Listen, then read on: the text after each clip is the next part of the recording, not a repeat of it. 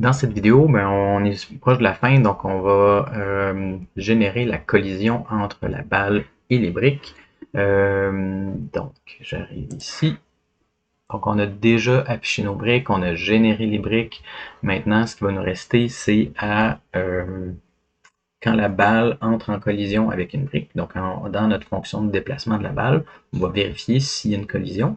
Si oui, la balle va partir dans une autre direction et la brique va disparaître, on va l'enlever de la liste. Donc, quand on va vouloir afficher, il va y avoir juste une brique en moins. Donc, dans notre fonction où on déplace la balle, moi, ce que j'aimerais faire, c'est, OK, est-ce qu'on a vérifié la collision avec le joueur? Puis, on va vérifier maintenant la collision entre chacune des briques. On va avoir besoin d'une boucle for. Et on va let i égale 0. I est plus petit que brique.length plus. Puis, on va récupérer une brique à la fois. Donc, brique est égal à A brique crochet I.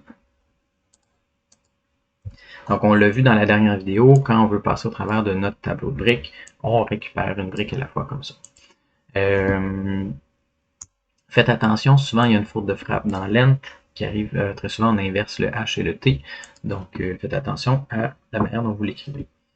Ensuite, ce qu'on va faire, c'est vérifier s'il y a une collision. Collision brique, je vais changer le nom plus précis parce que j'ai utilisé collision plus haut. Donc, est égal à détecter collision objet entre la balle et la brique où est-ce qu'on est rendu dans notre tableau. Donc, au début, je vais vérifier la première brique, la deuxième brique, etc. Puis, s'il y a une collision,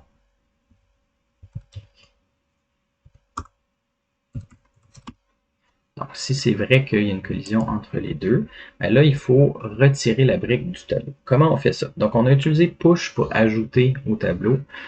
Pour enlever une brique ou n'importe quel élément d'une liste, d'un array, on va utiliser la méthode splice. Splice, ce que ça dit? Ça dit à l'index où je veux, je peux enlever un nombre d'éléments particuliers. Donc, je suis à la position I. Donc, dans ma boucle, je suis à la position I et j'aimerais retirer un élément. Donc, ce que ça va faire, c'est que à l'endroit où je suis rendu dans ma boucle, ça va retirer. Cependant, comme tout va être décalé, j'enlève une brique, et je dois reculer mon compteur de ma boucle, sinon je vais sauter par-dessus un élément.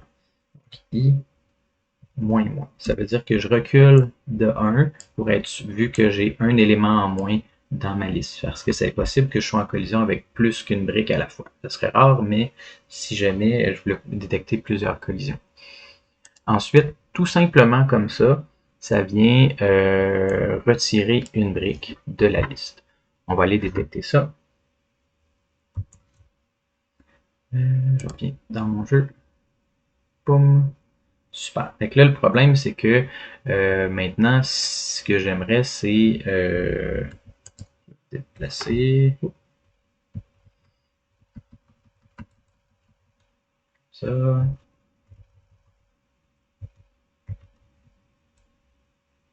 Pas bien bon. Va falloir que je devais avoir des petits ajustements à faire sur ma brique parce que je vais avoir ça va arriver que je touche jamais à des briques ici.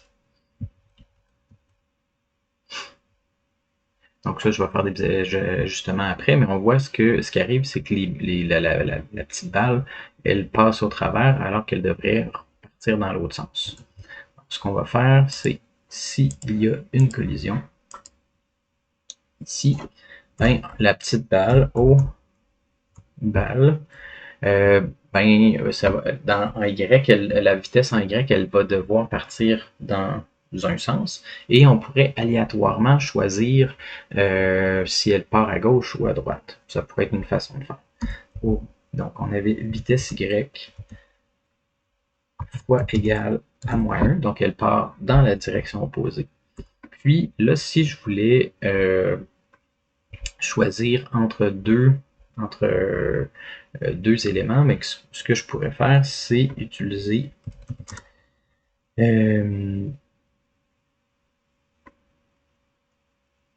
on pourrait choisir, pardon, j'étais un petit peu distrait, on va choisir un index, un nombre aléatoire.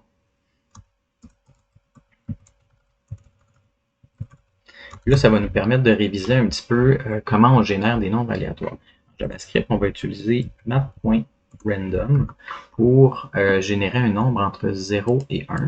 Puis, moi, ce que j'aimerais, c'est entre 0 et 2. Donc, j'aimerais deux éléments possibles.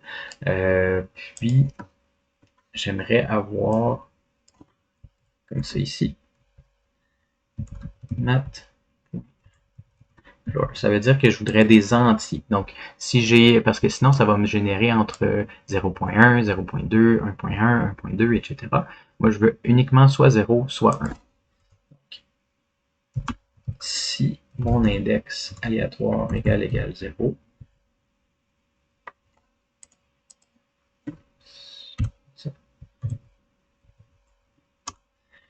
O bal.vitesse x est égal à moins 1.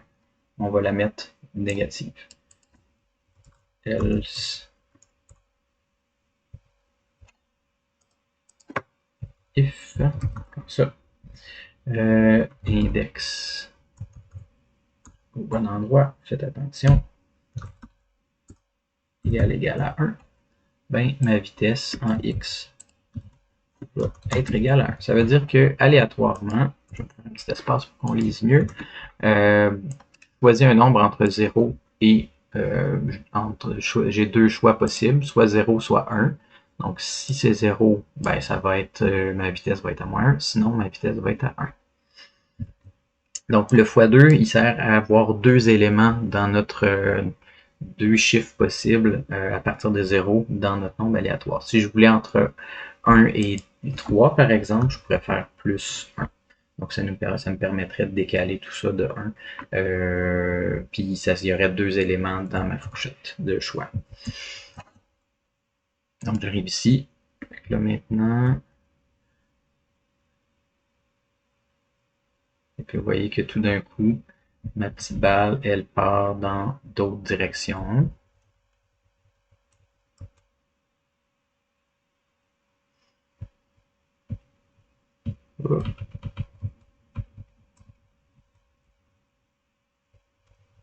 Fait que je vais réutiliser en fait cette option-là pour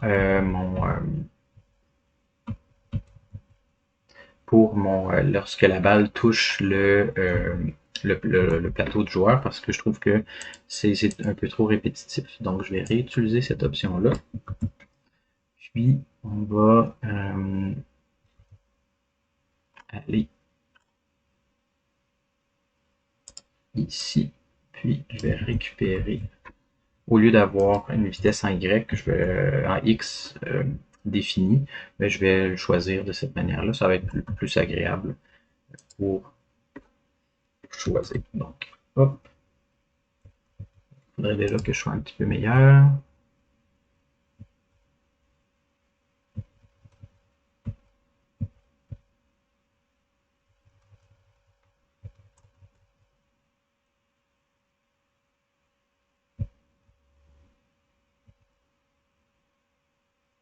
Et là, on a quelque chose qui ressemble un petit peu plus à brique.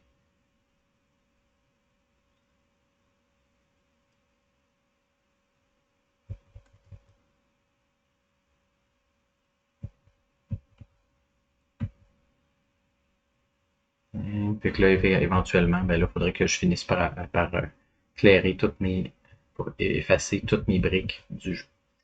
Donc, ça faisait le tour de la petite vidéo que je voulais voir avec vous. Là, j'ai pas d'erreur dans ma console, non. Et que ça me va. Puis, super. Que je vais arrêter la vidéo là, puis dans la prochaine vidéo, ben, on va gérer la fin du jeu. On va gérer le score, puis les vies.